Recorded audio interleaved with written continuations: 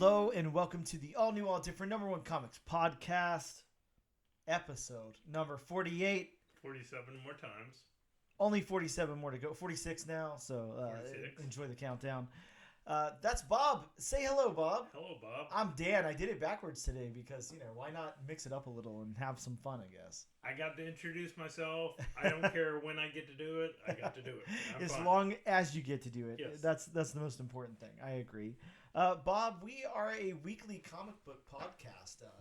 Usually we take a look at a brand new first issue comic book, break down the story and art, give it somewhat of a review, and let you guys, the listener, know if we think that you should move on to issue number 2 or not. We also cover a little bit of comic book and related news when that exists, and we talk about some new books that are in shops this and next week. Bob, this week we'll be taking a deep dive into the all-new number 1. From DC Comics, Batman, Santa Claus, Silent Night. Now, Bob, that is correct. Just to reiterate to all the listeners out there, this is Batman and Santa Claus together in a DC comic book that's come out in 2023. Yes, and I'm glad it wasn't one of those. Let's put it out last month in November. Oh yeah, I hate when they do that. Yeah, I know. It's terrible. It's like you got to make it topical. You got to make it right now. During the holiday or whatever. Exactly. Don't put out a Christmas movie in like May. Yeah, I hate that too. Yeah, that's the worst. I want to know something because we obviously, in October have a good amount of Halloween themed comics. In December we have a good amount of Christmas themed comics. Why are there no Thanksgiving comics? Like, why are they dropping the ball on Thanksgiving That's a good question. comics? Like the Justice League sitting in a giant banquet hall, just enjoying turkey dinner. Yeah, seeing the Flash carve the turkey in under a nanosecond. Oh God, yeah. Can you imagine how quickly that turkey would be carved? Yeah, that's something I want to see. So to all of you comic book writers out there listening, or aspiring comic book writers, I mean, maybe that's your first foray into a comic book. We writing. even get Valentine's Day comics. Yeah, exactly. Yeah, sure. I mean, why not a Thanksgiving one? Yeah. I'm putting the call out there now for 2024. I want to see at least one Thanksgiving themed comic book on the shelves at the end of November, please. That's not a bad idea. Exactly. Bob, if we have to do it ourselves, then I guess we have to do it ourselves. You've thrown down the gauntlet. Yeah, I want to see it. Gauntlet thrown. Either way, we're going to take a quick break, and when we return, I don't know, we're going to talk some comic book news. We'll be right back.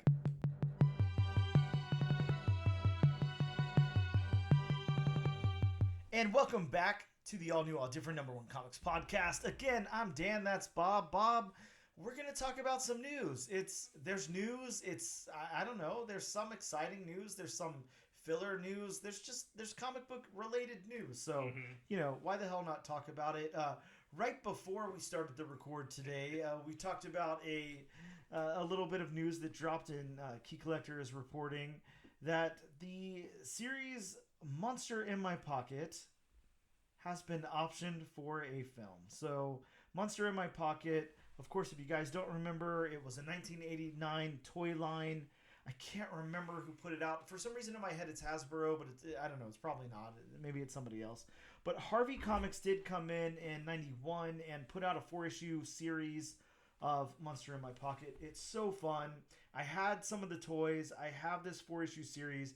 It's just fun, dude. It's these little tiny monsters. You have like a little Dracula, a little Frankenstein, a little mummy, and they're just fighting, and it's really cool. It's a lot of fun. I do vaguely remember it. I mean, I definitely didn't have any of the toys. Man, just Bob, I suggest going out and finding some. That's all I can say. We have a nice toy shop right near us. Shout out to Forgotten Toy Box here in Jacksonville, Florida. Go check them out if you want to find some really cool toys from your childhood or just some fun toys. They've got plenty, but yeah, definitely a cool toy series and a really fun comic. It was a lot of fun. This will be a live action series, and it's in development now from Will Smith's Westbrook Studios and Alter Rock Pictures. So Monster in My Pocket was distributed by Matchbox. Okay, Matchbox. All right. And there were 11 in the first run, so it was, done in phases because overall, there were around 200 or Wow. over 200. So Must have it been a lot of started. phases. Yeah, it started with 11, and so on and so forth. That's interesting. I'd love to know the history of something like that. I might have to do like a deep dive to like know about the phases and what came out, because I wonder if they started getting into like licensed things or whatever. Like, can they call? I mean, I guess Dracula is something that you can use, right? Like, you don't have to say generic vampire. Somebody can be Dracula and you can use that, right? It's not like copywritten or something. It's funny. It's funny you mention that because I was just seeing it almost sounded like it was kind of like, I want to say like a quasi game, because from what I'm reading, each figure was assigned a point value. Oh, wow. Which I guess, the higher the points, the bigger the character. Ah, okay, I see. I mean, I'm reading here, according to Wikipedia, amongst the highest valued monsters were the Tyrannosaurus Rex, the Griffin, the Great Beast, the Behemoth, Hydra, and Werewolf. So instead of Dracula, you would probably have Vampire. Yeah, okay. Or, something vague like that. Sure. Yeah, so they probably didn't get into like the licensed monsters or whatever. No. Oh, yeah, very interesting. Yeah, I don't remember much about it. Like I said, I own the comics. Had some of the toys as a kid, but who knows? 1989, who knows what I was doing with my toys then? Probably Not like putting them them on my dog's back so they could like ride around or something. Not keeping them in the box, I'll tell you that. Yeah, no, I didn't do too much of that. Bob, there's also, just a little bit of news out there. Spider-Man Noir is getting a live-action series at Amazon. It's moving forward with the co-showrunner Steve Lightfoot, who did the Punisher series, as well as Narcos. I haven't seen Narcos, but the Punisher series, phenomenal. I really love that. So that's great news. Bob, out of all the Spider-Man and Spider-Man adjacent books and everything that I have and big key issues and stuff, I never picked up a copy of this number 1 of the first volume of Spider-Man Noir. It's a little out of reach. I might have it somewhere at home. I'm not quite sure. I know I had one at one point. Yeah, I mean, and of course we're familiar with the character, being in the Spider-Verse movies and everything. But this first issue has the first appearance of Spider-Man Noir, an alternate reality version of Spider-Man who operated during the Great Depression. Also has a first appearance of Vulture Noir. So that's really, really fun. Of course, earlier this year, a live-action Spider-Man Noir series became in development at Amazon, featuring an older, grizzled superhero in the 1930s New York City. And like we said, that's been confirmed, or maybe not confirmed. I can't think of the word. Reiterated yet again. Now knowing that we have this co-showrunner here, so really cool. Really, really excited about that. I know you sent me that article earlier in the week, and I was really stoked when I saw that, because that sounds fantastic. I'd love to see a series of Noir Spider-Man. I'm sure they will, but how disappointed will you be if it's not in black and white? Man, it has to be in black and white. And it doesn't feature a Rubik's Cube. It's got to be in black and white, though, right? There's no way that it can't be. I think that would take away a lot. I'd still be interested in seeing it. But I could see. Yeah, it would definitely take away from the character if it were in color. Yeah, and I've heard so many times, at least, being like a big fan of Kevin Smith, and of course, Clerks coming out in black and white and all of that. You hear a lot about like studios and stuff saying like black and white, they can't put things in black and white. It's not going to sell. People are going to think it's weird, whatever. But yeah, this has to be in black and white, right? There's no way you do this in color. That'd be so odd. Interesting thought to ponder. I think that, whenever we first see like a trailer or something, and if it's in color, that's going to be very jarring. Yeah, I will say one thing. When it was adapted to a movie, Sin City and Guillermo del Toro did right by that comic. Yes, black and white. Yeah, completely agreed. Bob, another news. Now, this is a very interesting piece of news. I don't know that you and I have ever talked about this series before, but let me tell you that there's a few series in recent memory that I've just gone ham on. Like, I went so heavy on the FOC and ordered so many copies of. Luckily, some of them really panned out. A lot of them didn't. But again, I have myself to thank for that full short box of Something Is Killing the Children #1s, and then incentives that I gathered along with that. And also, there's plenty of copies of other things that never stuck at all and aren't worth the paper that they're printed on. That I also have short boxes of. Mm-hmm. But one series that I went really, really heavy on when it first came out, and with every single issue of the 5-part mini, was Stray Dogs. I think that series dropped in early 2021, I believe, or mid. I can't remember. Of course, a while ago it was announced that it would be in development for some kind of project, whether it be a movie or a series or something. And again, the reiteration, the Hollywood Reporter has announced that Gary Dauberman, who worked on It and Annabelle, so big, high marks there, is attached to the in development Stray Dogs project. So this is confirmed. This is not going anywhere. I'm really happy about this, Bob, because like I said, I have so much Stray Dogs everything. I have every single movie variant cover. I have everything. So being that, I Stray Dogs was never on my radar. Okay. Just knowing who one of the creators is, does it lean more towards horror? Oh, yeah. So that makes sense. It's very interesting, though. It's very nuanced. I would say it hits all the perfect marks because it's animated like a Disney cartoon. It looks phenomenal. And it's got this great undertone, but at the same time, it's like a... what's that? Homeward Bound type of vibe to it. You have these animals that all talk to one another, and they're trying to figure out what's going on, and they love their owner, but there's a little or something very sinister going on behind the scenes there. And I don't want to spoil it for anybody, but it's definitely, it was solicited as Lady and the Tramp meets Silence of the Lambs. So, yeah, I mean, if you can find a way to connect those two, I mean, that's what's going on. So, yeah, it's God, it's insane. I would highly suggest reading this, and I'm hoping it does say here that Paramount purchased the rights for the adaptation to be a dark animated adaptation. So, yeah, very interesting. And I'm happy that it's heated back up, not only because I'm sitting on, so many copies and everything of this thing, but just because I think it's a really fun project. It was really good. It was a lot of fun.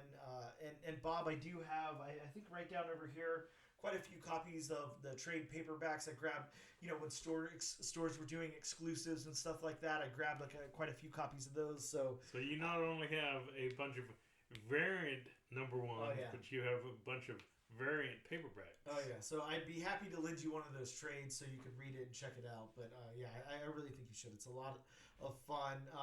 Next up in news, we've got some Deadpool 3 news. Of course, set photos from Deadpool 3 confirm the appearance of Sabretooth in the original, from the original X-Men film. And Bob, there's one cover. I can't think of it. I'm going to try to search here and see if I can find anything about it. But if you're familiar with the cover of Wolverine that has the decapitated Sabretooth head, that's an homage to one of the early, what are those called? Can't think of them now. The what are they called? The Seduction of the Innocent covers, Oh, like the old pulp book? Yes. It's an homage to one of those. Anyways, set photo is like revealing that something like that happens in the movie. Maybe a decapitated Sabretooth head is in the film. So really interesting there. And, speaking of the Deadpool 3 set leaks, I don't know if you saw, but Ryan Reynolds, got into, he wanted to contribute some to this. So, of course, Ryan Reynolds being Ryan Reynolds, made some posts on X and Instagram and stuff like that, showing set photos with photoshopped Predator in there, and Steve Urkel. I've seen that. I've seen those. All kinds of things. Let's see, Donatello. Yeah, just lots. He's just having fun with it. So really cool. God, I can't even think of what else was in Mickey Mouse, and then Deadpool's holding up like a bag of money, And I was reading, going back to the Sabretooth thing, that there could be multiple versions of Sabretooth because it even though it looks like him from behind, it remains to be seen if that is Tyler Mane who portrayed Sabretooth in the first movie. But there's also been reports that Liev Schreiber is going to come back and reprise his role, which I'm fine with because I like Liev Schreiber's portrayal. Yeah, I was going to ask you what you think about that. Oh, I love Liev Schreiber's portrayal of it. Yeah, very good. I agree. Very cool. Well, Bob, MCU news, kind of. Marvel Studios. Mark Ruffalo has been exclusively asked not to comment on a standalone movie.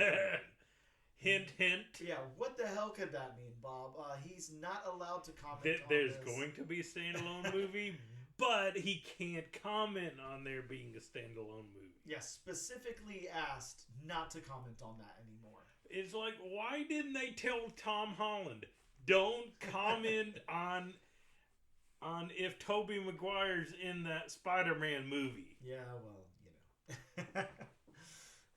well, look, I think that, given the great Hulk stories that we've already seen and the Avengers stuff and all of that, where could they go with Hulk? Like, what could they do with Hulk at this point? I always feel like, one of my absolute favorite runs of all time on Incredible Hulk was the who was it? Bruce Jones run from the earlier 2000s. It was a lot like The Fugitive, if you remember that television show and Tommy Lee Jones and Harrison Ford movie, The Fugitive. It borrowed a lot from The Fugitive, and it was really, really good. I really think they could do something like that. I think that something like that would be really amazing. Well, I mean, they did introduce Scar in She-Hulk. Yep. So, I mean, they could finally do World War Hulk. Yep, World War Hulk. Yeah, we already got kind of like Planet Hulk adjacent stuff. So yeah, of course, there's that. But I'm really hoping something comes out. I'm hoping something comes out soon. Some big announcement or something. I mean, here's the real question I have for you. Do you think? And we've talked about this ad nauseum, before.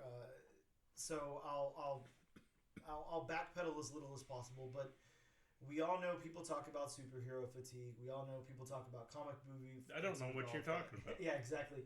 Now, that aside, because we're not going to focus on that. Right. We can agree at least that the general, I don't know, internet commenting audience of superhero movies believes that either it needs to, stop, slow down, or be revitalized. Do you think that a Hulk movie could help revitalize the MCU? I do. I agree. I do. I think that's kind of where I don't want to say that's where the MCU has kind of gone off the rails. Yep. But they need to start just making solo movies again. Mm-hmm. Not all these. Not every movie has to be. I mean, it's cool to see an interconnected universe, stuff like that. But, go back to like the days of Iron Man, where it's just an Iron Man movie. I mean, S.H.I.E.L.D. was sprinkled in there. Yep. And then at the end for the stinger, you get, the big reveal that this is going to be all interconnected. Mm-hmm. I mean, not... If it's a Hulk movie, focus on the Hulk. Yeah, like I said, I'd love to see that fugitive kind. I can't remember exactly what the name of that run was, but of course, Hulk's. There's been a lot going on with Hulk, and between Endgame, Infinity War, all of that. Everything that's happened on She-Hulk, all of that. Of course, Scar exists now, so something's going on, on Planet Hulk and everything. So why not put him in that fugitive role? Let him be on the run. Let people be looking for him. Right. Let's have that kind of story. I think that would be perfect. I'd love to see something like that, and it would kind of the superheroing would take a back seat. You know, we could do something different. Or do like a reimagining, not shot for shot, but do like a reimagining of the Edward Norton Hulk. Yeah. Where, he's on the run and, he's, trying to keep off the radar of, Thunderbolt Ross, Yep. So, yeah, I mean, do something like that. And again, make it just about the Hulk. Yep. Yeah. Yeah. Exactly. I think that's going to be the key point here. Focus on the character, build up that character, and maybe remember what you did at the beginning. Build up those characters, then get a team together. Then make us care about the characters first and all of that. But yeah, I agree with you. And no matter what they do, I'm gonna see it either way. So. Really, really excited about that. Bob, my last little bit of news that I want to go into. I picked this book up this week. I don't know if you grabbed a copy or not. There was actually talk about it at our local comic book shop. I don't know if you remember the talk that we had there, but DC Comics put out this Justice League versus Godzilla versus Kong. No, that I didn't pick up. Okay. I thought about it, but then it was like, yeah, I mean, the $15 price tag was a bit much. I'll definitely give it that. Do you have it next to your copy of Hulk 181? No, I certainly do not. It's in that stack right there. But and there's the reason why I brought that up. Yes, sure. But for those who don't know, Justice League versus Godzilla versus Kong is a DC book. I believe the regular cover price is like around $4.99, and we came with 2 polybagged variants. Those polybagged variants either feature Kong or Godzilla on the cover, and they come with like a little sound chip included. So if you press down on the cover, it roars either in Godzilla or in Kong's. Wait, you got to press down on it? I think so. I don't. Maybe you have to open the book. I'm not sure. I'm hoping all you have to do is open it, because that would. That would be awesome. Yeah, I'm not too sure exactly how that works, but yeah, probably the same technology as like those greeting cards that sing "Happy Birthday" or whatever. Yeah, I guess we could assume something like that. I haven't opened mine from the poly bag, so I'm not sure. But DC has had to issue a warning, actually, Bob. I don't know have if you they read really? This news or not. Yeah. So the problem with this is not what it doesn't have lead paint in it, does it? Well, yes, Bob. That's the problem. Children have been eating the lead paint out of the licking the book. Yes, exactly. They want a taste of that Godzilla, but no. The problem here is they're being recalled and everything, or shops are trying to recall them because they're not working properly. They're saying that it only roars one time and then will never roar again, or that it's not roaring at all. And DC has issued a statement saying it's like light activated, so it needs to be opened or pressed or whatever in a very well lit environment. You guys can't see Bob's face, but all I can tell you is if you recognize that one meme with like the little monkey or marsupial or whatever that's throwing its hands up and it's looking around, I mean that was Bob. So. That just makes no sense. So now they're telling us it's solar powered. Yeah, pretty much. And the talk at our local shop was, that don't put these near your regular comics because that battery acid's going to start leaking out. So, maybe Hence not. Why maybe... I asked the question if it's next to his Hulk 181. Yeah, so maybe DC thought about it and they said these need to be light activated and make sure there's no battery acid seeping out of these into people's comics. I think there should have been a little more R&D before they released it. Yeah, I'm not too sure. And again, like I said, I haven't opened my personal copy, so I don't know. You may not want to. Yeah, I'm going to keep it far away from my other stuff. But well, if you see the bag starting to dissolve away, oh no, then just throw the comic away. Yeah, just toss her in the trash, I guess. But yeah, that $15 cover price, Bob. So, I don't know. We'll have to for something that has to be opened in a very well lit room and may or may not work, and it may work once and never again. Yeah, maybe. Well, Lunar, you did good this time, I guess. But Bob, we're gonna take a quick break. When we return, we're gonna hit with what's new at comic book shops this week.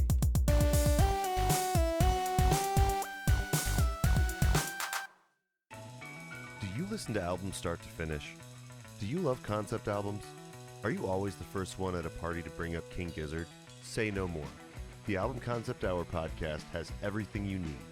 We have hot takes. It's like Voltron.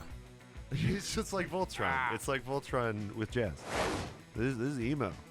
This is Willie Nelson's emo trip. Bad improv attempts. That was. Let's all do our best Aussie accent. Let's not. Let's alienate all the Australians. And sometimes we even learn something. As they listened again and again to the song in the control room, Axel started saying, "Where do we go? Where do we go now? Where do we go?" Shut up. Spencer turned down the music and said, "Why don't you just try singing that?" And thus the last part of the song was born. Listen to the Album Concept Hour wherever you listen to podcasts. Hello and welcome back to the 48th episode of the all-new, all-different number one comics podcast. Bob, we're going to talk about some books that dropped in comic book shops this week. Of course, these are books that are of, possibly of interest to you guys listening out there. You might still have a shot to go hit up your local shops and snag a copy, perhaps, if you're lucky. So, with that being said, from Mad Cave Studios, we got a new number one, Skeeters issue number one. This is about an extraterrestrial mosquitoes that descend on a sleepy beach town. I actually had the pleasure of reading an advanced copy of this book, and it was really fun. It was really interesting. It was, it reminded me a lot of those old, 70s B horror movies. You know, the big creature features with the giant bug or animal or whatever. Just a lot of fun. I really liked it a lot. Really cool book. If you can snag a copy, I definitely suggest doing it. If you already grabbed one, then good for you. From Dynamite Comics, we got Legendary. I don't know why it's spelled that way. Red Sonja. And this is a one-shot steampunk version of Red Sonja. I don't know if maybe Legendary is like a steampunk reference. I'm not too sure. I don't know much about steampunking or even what the hell it is. But that's out there. From Image Comics, we got Bloodrick number one. This is about a barbaric hunter who seeks out game in unfamiliar woods, which leads to madness, violence, and bloodshed. And man, this has a awesome looking cover with a really cool heavy metal looking font, trade dress. This is written and illustrated by one person. It just looks like a lot of fun. I definitely suggest picking that one up. We got Our Bones Dust. This was recommended to me by somebody who works at our local comic book shop, Bob. This one's about a feral child, equal parts predator and prey, who navigates a nightmare landscape of brutality and blood inhabited by scattered cannibal tribes. So, that if that doesn't sound fun to you, then I don't know what does, but very interesting. Bob, we got from Boom Studios Stuff of Nightmare Sleigh Ride. This is a one-shot. Of course, we covered one of these books a little while ago, so these are all just one-shots, but this one is a R.L. Stine story about a down-and-out former mall Santa dead set on making sure department store shopping isn't the only thing that's deceased. Insert the da-dunch there, I guess, because it was supposed to be a joke. I don't know. Yeah, a bad joke. But why would you put a joke in your synopsis, you know?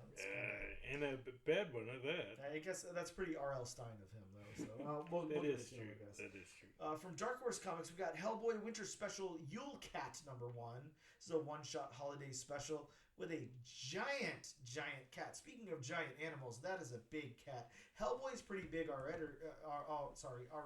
and this is 4 times the size of him, so that's terrifying. I mean, imagine seeing a giant cat that size. Bob, here's the question. Would you be scared, or would you pet it? Well, I mean, petting a cat, period, any kind of cat, you're kind of taking your hand into your own hands. It's always a risk. Yeah. So, am I going to get my hand back? Am I not? Yeah, and then on top of that, you've got a giant cat. Yeah. So that's a no for me. Yeah, you're gonna steer clear of it. Okay. Yeah. Well, I mean, I think I'd like to hear it purr though. You know, you ever hear any of those giant like jaguars or something at the zoo purr? Man, that's loud. Yeah. Just imagine a cat that large. Yeah. Purring. From Image Comics, we got Creepshow Holiday Special. 2023. This is a one-shot holiday special creep show. This has, if it's anything like the other creep shows, it's got like about 2 stories inside, split in half. I'd talk about the creative team, but I'd be here all day trying to pronounce their name, so I won't worry about it. Of course, we got the previously mentioned Justice League versus Godzilla versus Kong #1. Of course, one with a variant cover by Christian Dunce. I don't know how you say that. Duce, but this one features a gatefold cover. I can't talk about that. A gatefold cover that emits a King Kong roar effect when opened. Possibly. So yes, you do have to open it. Yes, in possibly. a bright room. In a well-lit room. Yes, please don't open this in a dimly lit room. You're going to be disappointed. You might want to put gloves on too. Yeah, probably. Don't get any of that battery acid on your hands. We also got the same book with a variant cover that has Godzilla, of course, like we talked about before. Man, that Godzilla one looks awesome, though. That's the one that I picked up. For Marvel Comics, we got X-Men 29. This has the first team appearance of 7 Daggers, Dr. Doom's team of mutants. Sounds like a lot of fun. We also got Thunderbolts, issue #1, another volume of Thunderbolts where Bucky Barnes, a.k.a. The Revolution, leads a new Thunderbolts team. Bob, is this supposed to tie into the MCU Thunderbolts? It's supposed to come out? No. Okay, so this is separate. It's got. I can't say it's got the exact same team, but it has some of the players from. Because I did pick this book up, and it's got some of the players from, the MCU, but I highly doubt it's going to have anything to do with that unless they're going to ignore everything that happened with, Sharon Carter and she's on the team and, yeah. Probably not. So there we go. Bob, we also got a new #1 from Marvel this week. This is part of a 4-issue limited series. The Century #1. This one may introduce a new century from various people who are manifesting the dead hero's powers. I've heard some really interesting things about this book. I've not read it yet, but I'm really excited to read it. Mm-hmm. The reviews have been mixed, is all I can say. Some people love it. Some people really hate it. We'll have to see where we land. We also got Marvel Voices Avengers #1, an anthology of Avengers stories, as well as Amazing Spider-Man issue #39. This one is part 1 of Gang War crossover, preceded by prologue issues. This one also had that great variant cover that we talked about last week that's inspired by X-Men #1 from 1991. Just a great cover there. I love that. Mickey Cyclops and the... it's just a lot of fun. The Daffy Wolverine, the goofy Iceman. Ooh, Daffy. Yeah, I love that cover. Yeah, I like that. Maybe we can make a mini-series out of that one day. Over to DC Comics, we got Titans Beast World, Waller Rising #1, event tie-in. Also, Titans Beast World, Tour Metropolis #1, where Power Girl becomes Flamebird, and it's part of the event tie-in. Bob, we also got that Shazam issue 6 with the first appearance of Shazam. I can't talk today at all, or ever. The first appearance of Shazamite, the cousin of Batmite. Man, just I'm shaking my head too, and I'm just I want to be interested, but it's just not. Again, is it going to turn out there's an entire planet of mites? I guess so. Yeah, why not? Flash Mite, Bizarre Mite, Brainamite. Where my question is this: how's there not a Joker Mite? Because there has to be, right? I'm sure there's one that exists. We're just not deep enough in DC lore. Well, hopefully there's also Lex Mite. Yeah, Luther might.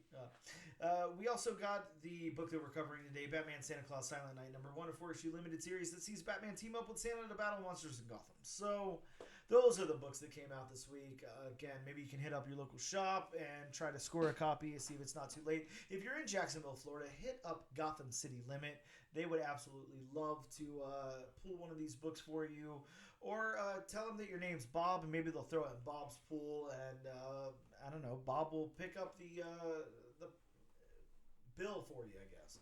And then I'll think to myself, when the hell did I put this on my poll? Wait a second, I don't remember asking for 47 copies of thanks, Batman Dan. Yeah, well, hey, it happens to the best of us. We'll be right back after this break.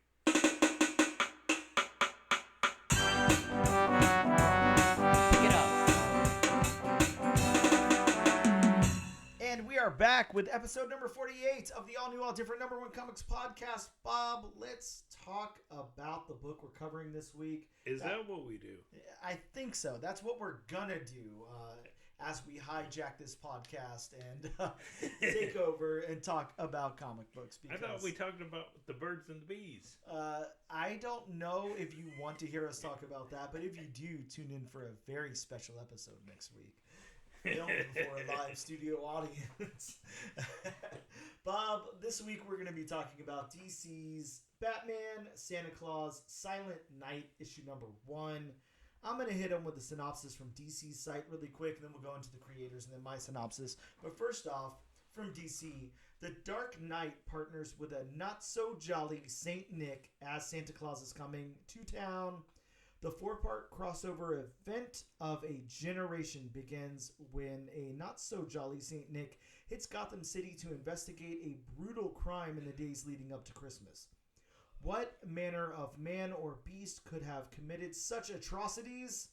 With the help of his former student, Batman, Santa will team up with the heroes of the DC universe to right this wrong, or the world wakes up to coal in their stockings. A brutal two-fisted holiday tale of hope, wonder, and monster hunting is the perfect treat to ring in the holidays. It's Claus in canon. So I think the biggest... sorry, I'm done with the synopsis, but I think the biggest thing you're supposed to take out of this synopsis or whatever news here and everything that I've read online that people are so excited about is this is an in-canon story of Batman and Santa Claus. So you're supposed to think Batman and Santa Claus have known each other for a very long time, of course, and they're drinking buddies. Yep, and Batman has learned some of his skills from Santa Claus. So just know that going into this, I guess. That's the exciting news here. Now let's talk about the creative team really quick. We of course have the writer Jeff Parker on this title here, and Jeff Parker, Man oh Man, has done a lot. He's credited with Batman 66. He's written on 95 issues of that. So lots and lots of Batman 66. We were just talking about Thunderbolts. He did a long run on Thunderbolts all the way from issue 138 to issue 174. He wrote on Marvel Comics Hulk. If you remember that Red Hulk storyline that came out in, I want to say 2008, something like that. He started on Hulk issue 25 and ended on Hulk issue 57. He's also done Marvel Adventures, The Avengers, if you remember the All Ages series there, 24 issues of that. He wrote on Aquaman, wrote on Batman 66 meets Wonder Woman 77, Dark Avengers, X-Men First Class, Marvel 2-in-1, Agents of Atlas, Future Quest, James Bond Origin, Suicide Squad, Hell to Pay, Marvel Adventures, Fantastic Four, X-Men First Class, Red She-Hulk, Future Quest Presents Flash Gordon, Negaduck, Agents of Atlas, Batman 66 meets The Man from U.N.C.L.E., Exiles, Justice League United, Archie meets Batman 66, King's Watch, Spider-Man 1602, Underground, Solitaire, Dark Reign the Hood. I could go on and on and on, but I'll stop. Just know he's done a lot. He's written a lot. The guy's got some experience. Now, we're going to get into the artist. And Bob, I'm going to try to say this name without having you chime in. But just know, listening audience and Bob, I'm going to stumble and I'm going to sound like an idiot. I'm here to back you up, Dan. Fingers crossed. Michele Bandini. Very good. Close enough? Very good. Thank you. Golf clap there. Round of applause, ladies and gentlemen. Michele is a Italian comic book artist, and we'll go into some of the stuff he's done. He's arted on Batman Incorporated, on Marvel's Spider-Man City at War, X-Men Gold, Van Helsing versus Dracula over at Zenescope, Captain Marvel, Immortal X-Men, The Mighty Captain Marvel, The Amazing Spider-Man, Grimm Fairy Tales presents The Jungle Book, Fall of the Wild from Zenescope. He's also done a little bit of work on Miles Morales Spider-Man and Thor, as well as Marauders, Wildcats, Dawn of X, or Dawn of 10, however you're supposed to say that. Savage Dragon, What If Thor, Marvel Avengers, Black Widow, Winter Guard, and the list goes on and on. But he's just kind of been all over the place. Yeah, he's done some really cool things, and I will say I really like his art a lot. Spoiler alert, but he's done a great job here on this book.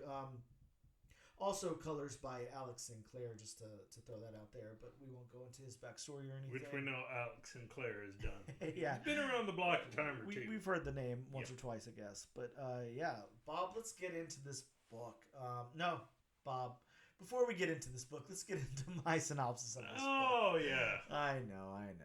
Always fun. Batman Santa Claus, The Silent Night, #1, opens with a group of Christmas carolers in Gotham City as they get attacked by some sort of man-bat-looking creatures. Batman and Robin show up on the scene as the police are putting the carolers in body bags. And they find victims with a single puncture mark on the neck and they're drained of blood. Zatanna then shows up to help and identifies the creatures as the Drog? I'm going to go with Drog. Norse vampires. The vampires attack Batman and Robin, and one of them takes off with Robin. Just then, Santa shows up on his reindeer Prancer and shoots the vampire with a wooden stake. We find that Batman and Santa know each other, and we flash over to Batgirl and Nightwing on the defense of another vampire attack. Santa shows up with Batman and Zatanna as the vampires fly off. Zatanna then pulls a book from her library to teach Robin, Nightwing, and Batgirl about this Norse, Viking, Scandinavian Santa's craftsman's origin. Wow, that was such a long run-on, but that's how I five times fast. Yeah, exactly. And the origin of Krampus. Just then, one of the slain vampires grows flowers from its chest, and it attacks Zatanna. Then Krampus comes out of the slain vampire's mouth to exact his revenge on Santa. And if that sounds like a crazy effed up fever dream, sorry, that's actually what's in the book here. So, Bob, probably how it began. Yeah, let's get into this thing. How about the story beats? This one, it's definitely not all over the place. It's very linear. It takes place as the vampires happen, Batman and Robin come out to investigate and whatever, and as the vampires attack, and Santa comes along to teach everybody how to kill these vampires or whatever. Zatanna takes some time to kind of school everybody on the history of this particular Santa and Krampus, and then that Krampus reveals himself. So pretty straightforward in the story beats there. Yeah, I mean, like you just said, the only time, it's not linear is when, Zatanna's reading that excerpt from the book she has. But, I mean, that's, to give the reader a little bit of backstory on Santa Claus. So, the only thing I would have liked is, in the story beats, is maybe in addition to telling about, Santa, maybe... telling exactly how, and I'm sure they're going to do it in the next few issues. Maybe let us know how Batman knows Claus. Oh yeah, a little bit of backstory on that. Yeah, they're definitely going to get into that. That's for sure. That will happen. I'm with you. It would have been nice to hear a little bit here. Maybe just a little. Easter egg in it or something. Yeah, because I can definitely see on, especially maybe because there are people out there who still have not read comics. Yep. I don't know what you're doing with your life if you exactly. haven't, but I can kind of see how especially if you've only read Batman comics and then you get to this one and it's sort of like, wait a minute. How do Batman and Santa Claus know each other? Why are they friends? Yeah, I could see that being a little confusing. Other than that, I mean, everything flows smoothly. I mean, this is such an easy read. You even said it because I actually, before I came over, I actually read the wrong issue. I thought it was the correct issue because it was a Santa Claus cover. Yep. But we saw that it wasn't, and you know, I even said it takes me about 15 minutes to read, and I was done with this in, what'd you say, less than 10? Yeah, so just for just for a little bit of backstory, yes, Batman issue number 140 also came out this week with a ton of variant covers, as Batman always is. You know, I feel like they add every single week they're adding a variant cover to Batman. I think it's up to like 58 now, but yes, there was lots of variant covers, but there was this great homage to what is that? Batman 1? Yeah, okay, Batman number 1 with Batman and Robin on the cover there, but it's the Santified version of that. So naturally, and of course it has the little trade dress of Batman Santa Claus Silent Night on it. So naturally it seemed like a variant cover to this issue. Yeah. So that's the one Bob picked up. Also what I picked up for my Batman book, because I noticed that it said Batman 140 at the top there.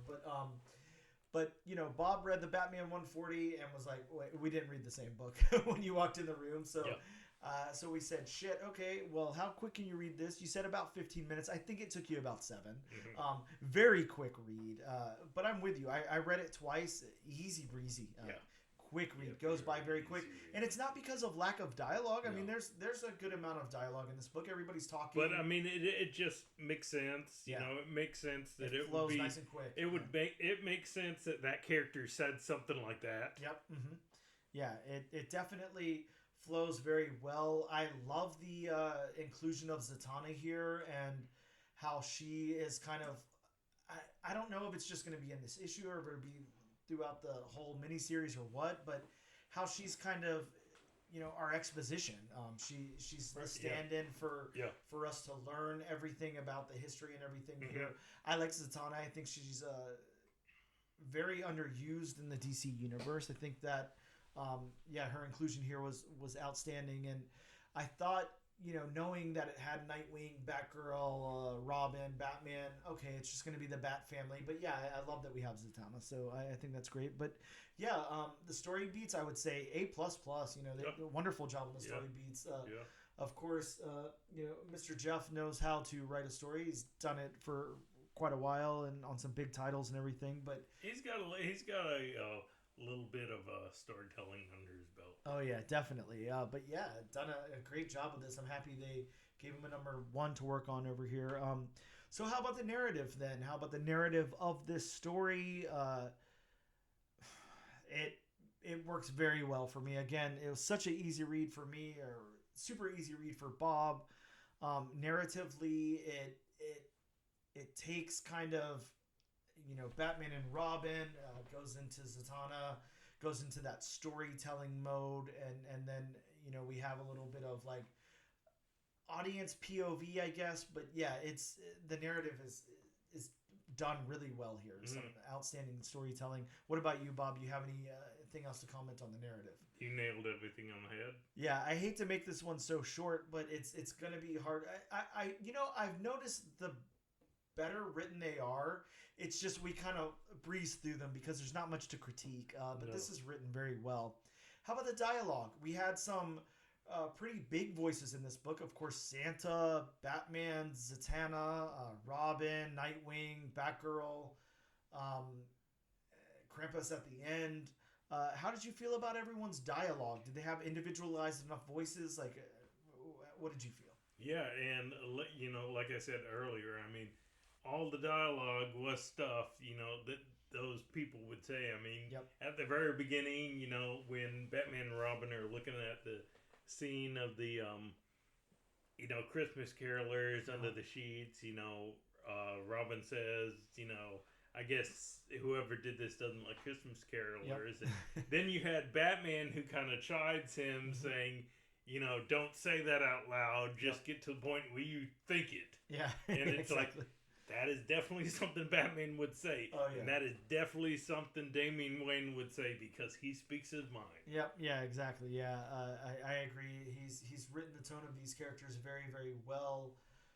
It's interesting because we have some characters that we know really well, that being the Batfamily and Zatanna, and then we don't know this Santa. This isn't, like they said so many times in their synopsis, this isn't your like jolly Saint Nick. This is a different Santa. And when I said in my synopsis, that it's like a Norse, Viking, Scandinavian Santa. You know, that's kind of what we're getting here. It's a different Santa. He's a craftsman who kind of splintered off and became Santa. But it's kind of a to me this version of Santa is kind of a combination of David Harbour from Violent Night, meets Alec Baldwin's version from The Guardians, if you remember that movie. Yeah, I do. Yeah. Oh, yeah. And it's cool. Like, it definitely fits in the DC universe here because I would say, you know, I'd agree with them. If they're going to make this a canon event, to have, like, jolly old Saint Magical Nick, you know, from the North Pole with Mrs. Claus and all of that, like, it would be kind of a tough sell. Yeah, especially you know, when you have Batman to play off of. Because if you had that version in a Batman book, it just wouldn't work. I agree. It would be like a fun, like, you know, thing. Like, I'm sure, you know, a good writer, even somebody like, you know, Jeff here, a phenomenal writer, but, you know, a good writer could shoehorn, you know, Santa Claus in there and make it work. But it would be goofy and fun. Now, this being like a canon event, and we're supposed to think, you know, from now until the end of time, Batman has worked with Santa Claus before. Yeah, it needs to be this Santa. See, and, you know, I'll say, I mean, if we didn't know this was a limited series, you could make this part of the Batman run. Yep. And it would just go seamlessly because it's not the... you know, jolly old, you know, Christmas version of Kris Kringle. Yes, yeah, exactly. So, yeah, I love the way this was done. I think that it was really smart. Yep. Of course, I'm sorry, we're in the dialogue and we're talking about other things, but that's okay. But it's our comic book podcast, so we can do what we want, right? It's my party and I can cry if I want to. Pretty but yeah, I like the way that this character was included. And to reel it back in, I like the dialogue of that character. I think that he has a very unique voice. He's very stern. He's very gristled. He's not here to play, but also he's definitely on the Bat team. You know. I mean, what was it? I think it was Zatanna who asked, "Don't you have big things coming?" No, it was Batgirl who asked Claus, you know, "Don't you have big things coming up soon?" And, you know, Claus was like, "What?" Basically. Oh, Christmas. Yeah. Oh, yeah. So that's what I got to do. Yeah. So, I mean, just saying that, you know, it's not, you know, the regular Santa Claus. Yep. Yeah. So yeah, I like this character's dialogue. I think it works well. So what about the world building then, Bob? We're in Gotham City, and Santa has come to town, and so have some weird vampire bats. Vampires? I don't know. I mean, again, the world building. I mean, you know, Batman comic. You know, I mean, there aren't a whole lot of locations in Gotham City that we haven't been to. Yep, exactly. Yeah, I'm gonna go out and say, you know, the world building is great. Like you said, it's very familiar already, so it's not. Which I mean isn't a bad thing. No. It's just after all this time and umpteen thousand issues of Batman, I mean it's gonna get to the point where no matter what comic is being written for, I mean we know all about, you know, New York basically by now. Yep. From Marvel. I mean, we know all about Metropolis from Superman. Yep. So, and I mean, if you've written that many comics over that many, you know, decades, there's not too many places in that city you're going to be able to go where people don't know where it is. Yes, exactly. No, I completely agree with you there. Now, I do have a question for you, Bob. Yes. How would you feel?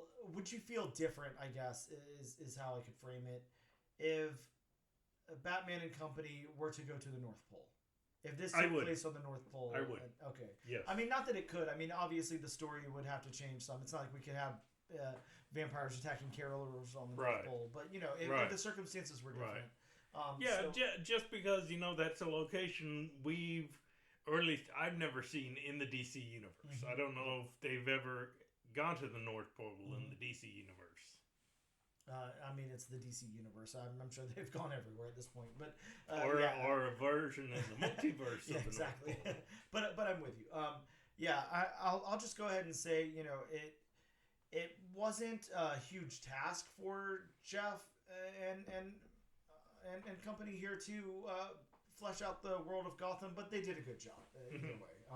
So points for that. Now getting into the art, Michele. Now I can't say the last name of my life depending on Bandini. Bandini. Okay, wow. Yeah. Michele Bandini. If I'm even saying the first name correct at this point. Let's get into his art some here. Let's talk about the characters. Of course, talking about how somebody draws Batman is just like talking about how somebody draws Spider-Man or Superman. There's been so many billions of incarnations, and we have an idea in our head, but we want a little bit of artistic liberty with it as well. But then we have some other characters, some secondary characters, Robin, Batgirl, Nightwing, Zatanna, and then Chris Kringle himself, or if that's what we're supposed to call him, and then Krampus, and these vampires and everything. How did you feel about the artwork here? Bob, I want you to go first because I don't want to soil it with my opinion, so I'd like to hear what you have to say. Yeah, I definitely like the artwork. Like I said, you could put this in the regular Batman run, and you couldn't, tell a difference as this was a limited. I mean, I love how he draws the characters because, being the Bat family, they've had all those years of training and all that. I mean, all of them are just drawn athletically, and they do all these gymnastic style moves. Yeah, well, sure. And just on a personal note, I don't know if this is his costume in canon right now. I love Damian Wayne's costume. Yeah. Sure. I love his new outfit. Yeah, that Robin outfit's very nice. Yeah, it's very good. Yeah, I'm with you. The reason I didn't want to say anything is because I really, really like it. I think that this is drawn very, very well. I like it a lot. This is kind of like the Batman that I like. I'm not worried about, so many people, so many times, say that they want the dark, brooding, grizzled Batman and this, and like I don't want that. I don't care about that Batman. It's fine. It's an interpretation and it works for certain stories or whatever. But I feel like this should be a little bit fun. Yeah. Now when you're dealing with an issue with Chris Kringle. Yeah, exactly. I mean, don't make it like a detective noir style. Yeah, movie. exactly. Yes, exactly. So there should be a little bit of fun here. Now I'm taking the story seriously and I'm having a good time. But yeah, I want it to be a little bit fun, and I think that they found a perfect artist for this. It really, really complements Jeff's writing. The characters look outstanding. Yeah. I will. Yeah, just by looking at the art and the character designs, this would have fit. I rarely couldn't have been able to tell a difference if this was during the Scott Snyder run. Yeah, agreed. I will say, I gave it A++ on the story beats. I'm going to give it A++ on the character art because it's really, really good. One of the most outstanding things in the issue. How about the backgrounds, Bob? I'm gonna let you lead. You're a big stickler for backgrounds, so if it passes the Bob test, then we'll see where we go from there. But Bob, how about you lead with the backgrounds? Oh, it definitely passes the Bob test. I've got it open to a page where it's got I can't quite remember. That's the museum there, or that's a museum there in front of her, correct? I think so. The building. Yeah. But you got one panel of one of the Grog, taking away Damian Wayne, flying him up into the air, and you can just see each individual pane of glass. I mean, every single pane of glass in the windows. I mean, you can see the panes of glass on the door. Yeah, the backgrounds are very fleshed out. One of the things that I like a lot here is something that it doesn't come up like a lot in comics, but I love it when it does. I love the snow. I like how they're using the snow to accent what's going on in the snow is there in the foreground. It's there in the background. It's blurred. It's in focus. There's so much going on with the snow, and I really like it a lot. It's blurred. I have seen it, and I'm sure you've seen it, where the snow is actually a detriment to what's going on. Just because they try to accent the snow so much that it's kind of hard to see what's going on. I'm sure you've seen, comic books where they do that before, but I mean, this one he uses the snow just enough to where you can still make out everything in the panel. Yeah, absolutely, and I love the way the snow is done. It's done really, really awesome here. I like it a lot. Bob, I'm gonna circle back to a panel. While we're talking about the backgrounds, I just have to get this one out in the open really quick because I think it's the introduction of Zatanna. Yeah, it's Zatanna's introduction in this comic, and it's almost a full page spread of her, coming to be here, and just I don't know how to describe what's going on in the background there, but it is one of the most outstanding panels in this whole book. I really love it. There's so much light. There's so much magic. There's so many orbs and things mixing in with the snow in the background, foreground there. Yeah. I absolutely love it, and I really think that Michele has done such a phenomenal job on that piece right there that I want that framed and put up in this room. Yeah, kind of something strikes me now that I take a closer look at this panel. Of course, I saw it when I read it, but now that you pointed it out, and I'm looking at it right now. Actually, the background in her introduction has that like Aurora Borealis thing going. Yeah, it sure does. You know what I mean? Absolutely. So yeah, I mean that is just I could definitely see this one panel blown up to where it's just like a poster size. Yeah, exactly. Just hanging up. Just amazing. Really, really, really nice artwork there. Let's get into the locations. Bob, we already talked about the locations. This is in Gotham.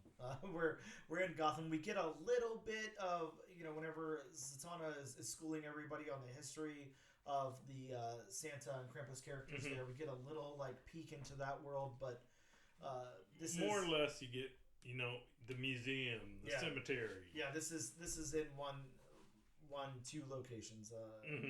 So I don't think there's much we can say about those other than, for my money, they're nicely done. It's all done great, looks good. I don't think there's much we could really say on that. So let's talk about the colors then. What did I say? It was Alex Sinclair, I think.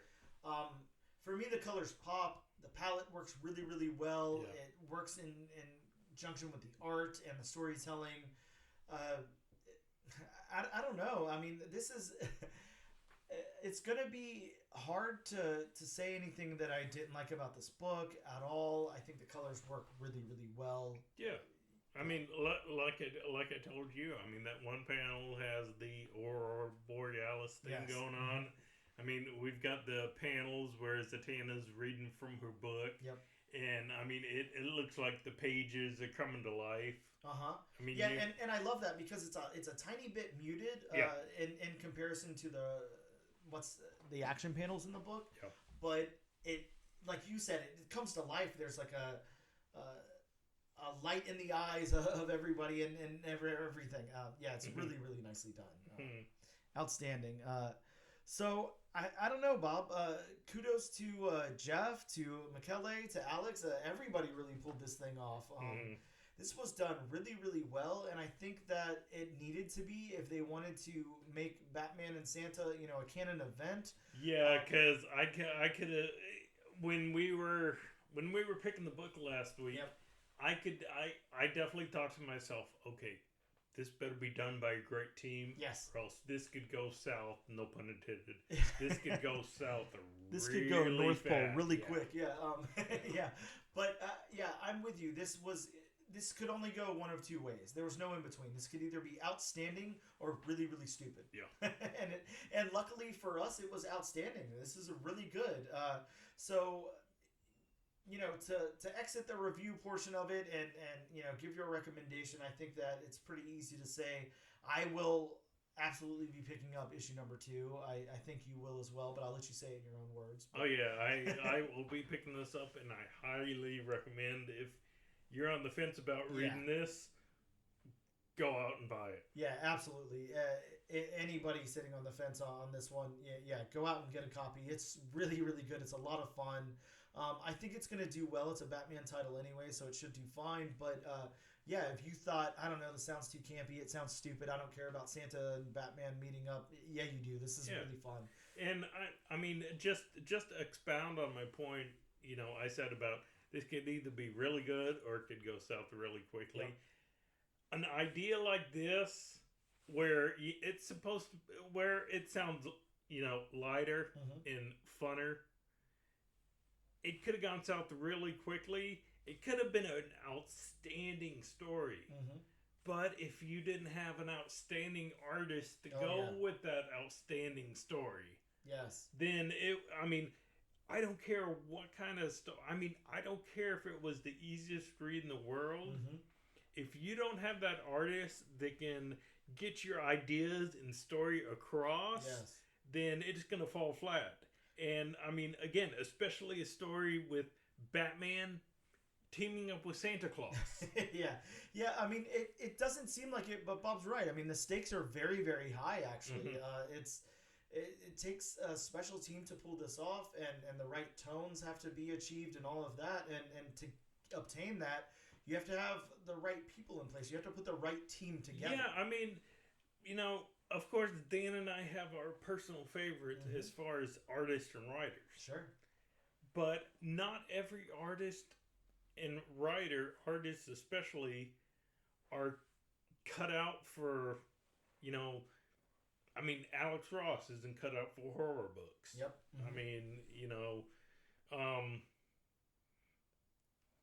Steve McNiven isn't cut out for certain books. Yeah, exactly. There's some people that are super versatile. There's some people that do their thing and they do it really, really well, but it works for what they do. But not every artist is hits a home run on every single book. Yes, exactly. Yeah, I completely agree with you. Not everybody can be Tyler Crooks, but just to piggyback on what you're saying, this works so well. It's getting harder and harder because, again, I told you before, we got to start making our list. We got to start figuring out what our book of the year is, and we got to figure out if we're going to have individual books of the year, if we're going to team up and do one. There's a lot to figure out here, but with that being said, I hate when we run into a book that's so good because I'm like, hey, you can't just come in here and try to hijack our list, We've been doing this for almost a year now, and you can't just come out of nowhere with a really, really good... This late in the game, too.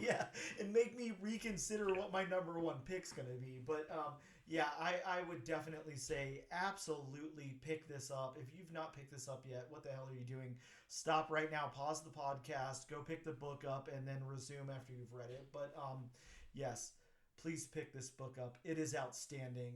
Print that on the back cover of the trade. But with that being said, we're going to take a quick break and we'll return with what's in shops next week.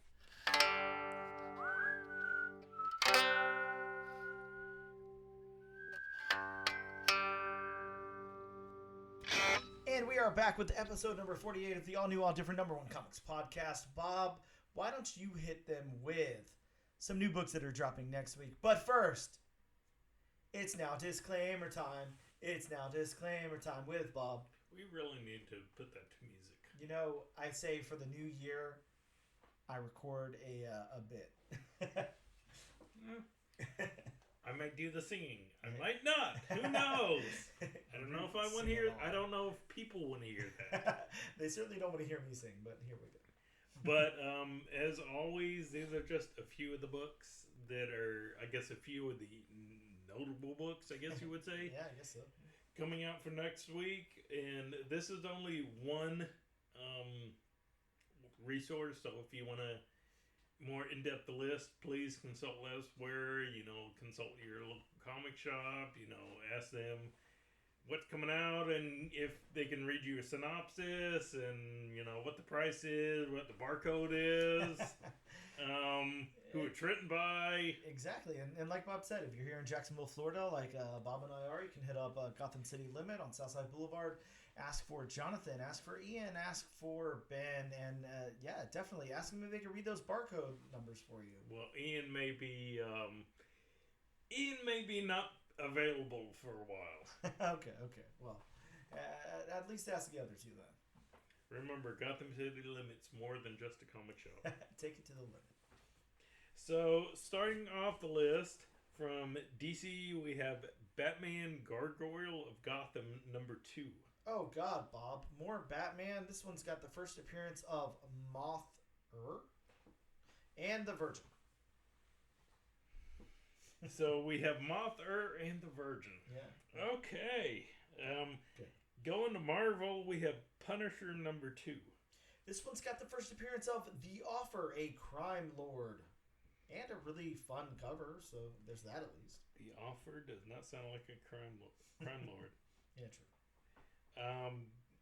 We have a reprint, Batman Robin Lives #428.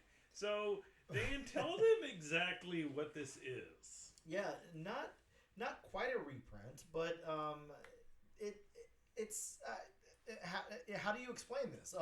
This one is a reprinting of the death of Jason Todd, but it's got an alternate ending where Robin lives, which is the opposite conclusion of what fans voted for in a telephone voting campaign launched by DC in 1988. So fans voted for Jason Todd to die, and instead he's going to live here. So let me ask you before I go any further on the list, necessary or unnecessary? I mean, of course it's unnecessary, but it's kind of fun. I mean, I'll definitely buy in.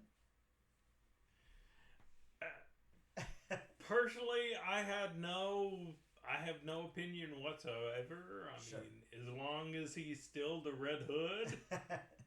Yeah. I mean, if that just creates an entire new universe in the multiverse, then hey. Look, everything creates an entire new universe in the multiverse. I know, because, DC has to reboot themselves every few years. Sure. We have from DC Action Comics #1060. Will Volume 1 ever end? It will never end. This one has a backup story that's a prelude to the upcoming series Kneel Before Zod. Yeah, I mean, it needs a little bit of work. Yeah, I could tune it up. We have from DC again, Wesley Dodds, The Sandman #3. This one has the first appearance of Fog. That's not a character. It's the first appearance ever in any comic book that exists of actual Fog. Not really, but I thought I'd take some liberty because it didn't say the Fog. That is true. That is very true. So going back to Marvel, we have Captain America #4. Oh, God, Bob. This one has the possible first appearance of the Emissary, a previous character named Emissary. Yeah, I can't say it. Was introduced in All Out Avengers, but it's likely J. Michael Straczynski will create a new villain. Straczynski. Yes. Man, that's a... I love those possible first appearances. I don't get them. It could possibly happen, maybe, if you're a good boy. I don't know. To me, it's either a first appearance or it's not a first appearance. It possibly is. I mean, I guess if it was an existing character, then I guess you could say it wasn't a first appearance. Yeah. I don't know. It's very confusing. Sticking with Marvel, we have Daredevil Gang War #1. This one's got the first team appearance of the Heat. A gang. That is one of the most vague solicits I've ever heard of. Sure. I do like that, though. I mean, think about the popular gang names you've heard of, like the and the Heat. How's nobody taken the name of the Heat yet? Don't say them too loud. Don't say those names too loud. Oh, I don't want anything to happen. Should I edit them out? Yeah, possibly. Sticking with Marvel, we have Moon Knight #30. Yes, Moon Knight number 30, final issue, conclusion of the Death of Moon Knight arc, possible first appearance of a new Moon Knight. There we go with another possible first It's appearance. possible. We have, from Marvel again, Spider-Gwen Smash number 1. Bob, so excited for this one. This is a 4-issue limited series that promises new versions of favorite characters. So it's basically in comic form and all new, all different. Yeah, ooh, all new, all different, number 1. Yeah, this is true.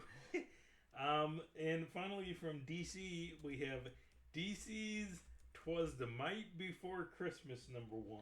Oh, Bob, this is an 80-page anthology of Christmas stories. It's got Batmite. I'm gonna stay away from this, especially for its $10 cover price. But you guys have fun if that's what you're into. Yeah. Oh. And that's just a list of some of the notable comics coming out. Yes, of course. Fingers crossed, hopefully coming out next week. Sure. Now, speaking of books coming out next week, we have on our wheel here from wheelofnames.com. Of course, the never sponsored, but we wish that we were sponsored by wheelofnames.com. Wheel of Names, if you're listening, contact Bob. But we've got 3 comics here on the wheel, those being Spider-Gwen Smash, Invasive, and Beyond Real. Bob, I'm going to click the spin button, and we're going to see where this lands to figure out which book we're covering next week. It looks like we're going back to Colin Bunn, Bob. We're doing Invasive number 1, so that should be a lot of fun. Maybe we should be sponsored by Colin Bunn. Yes, the Colin Bunn cast never ends. But with that being said, Bob, that pretty much wraps up the show. Thank you guys so much for tuning in. Of course, make sure you check us out on social media. We're on Instagram at ANAD_1 Comics Podcast. You can check us out on X at ANADNO Comic Pod. We're on TikTok at ANAD1 Comics Pod. And of course, we're on YouTube under the Comic Book channel. This and every single week, we'd love to give away a copy of the book that we covered. All you have to do is use the hashtag AllNewAllDifferentNation on a social media post of your choice, and that'll enter you in the giveaway. Thank you guys so much for tuning in to episode number 48 of the All New, All Different number 1 Comics Podcast, and we will see you next week.